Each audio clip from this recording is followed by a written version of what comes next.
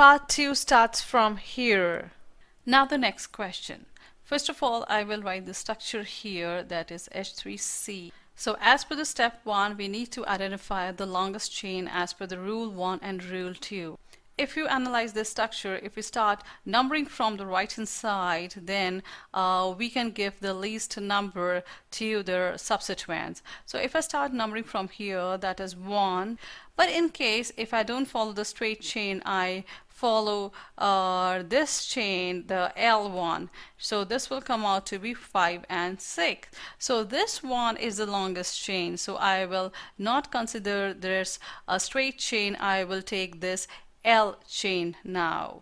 As we have identified the longest chain, so now as per the step 2, we need to verify the lowest set of locants. In this case, we'll come to know whether the numbering that we have done is the correct or not. So here in this case, the substituents are present at the 4th position, 2 position and 2. So the lowest set of locants will be 2, 2, 4. Now if I start numbering from the left hand side, then let's see what set of locants we'll get. I'll start numbering from here, 1. In this case, the lowest set of locants will be 3, 5 and 5. If you compare these two, then this one is bigger. So this one is the lowest set of locants. That means the numbering that we have done from the right hand side is the correct way of numbering. So we have verified the lowest set of locants, and now we need to analyze the substituent and their position as per the rule 4. So in this case, we have 3 substituents and 3 of them are methyl. These are the methyl group, and these methyl groups are present at 2 positions and 4 positions. Now as per the step 4, as we have same substituents, so we will be using the prefix tri here in this case because we have 3 methyl groups. So in this case, we will be using the prefix tri. And again, in this case, the rule 5 cannot be followed because we don't have different substituents, so we cannot follow the alphabetical order. We'll be just using the prefix tri.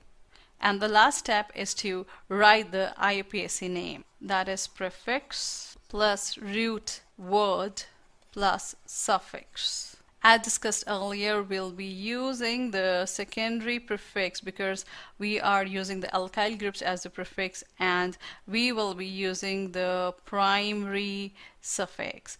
So while naming the prefix, we will first write the position of the alkyl groups followed by the name. So it will be 2, 2, 4 hyphen tri-methyl. 224 stands for the position of the methyl groups, and tri is the prefix written for the methyl group. The digits are written in the ascending order, and the digits are separated by the comma, and the digit and the alphabet is separated by hyphen.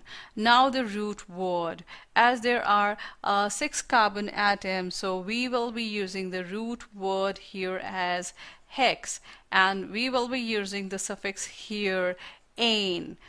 Ane stands for saturated hydrocarbon. So the name of this compound is 2,2,4 trimethyl hexane. Part 2 ends here.